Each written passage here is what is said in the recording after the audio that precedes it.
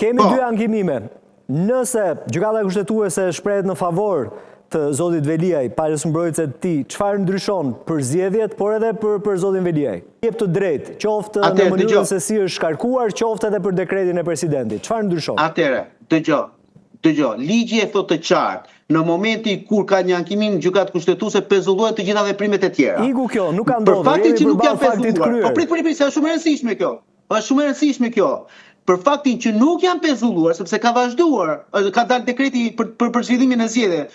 Do të ndodhë që gjykata kushtetuese ka dy rrugë tani, ose të mblidhet menjëherë, me qëllim se duke ju kundërvënë në thonjza dekretit të presidentit, dhe të marrë një lloj mase sigurimi.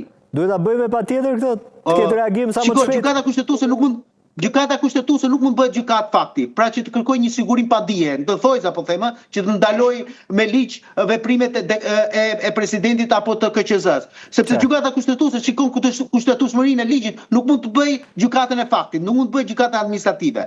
Por ama për t'i ardhur në ndihmë rastit në fjalë, atëherë le të mbledhet gjykata kushtetuese sa më shpejt që të jetë mundur dhe të japin vendim. Sikur vendimi të jetë pro zotit Veliaj, atë si mund të bëhen zgjedhjet në Tiranë? Nuk bëhen.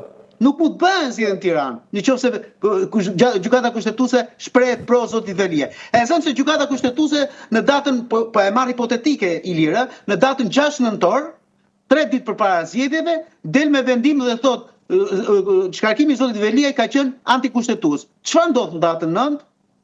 Prandaj ligjvënësi ka vendosur disa klauzola juridike të patjetërsueshme.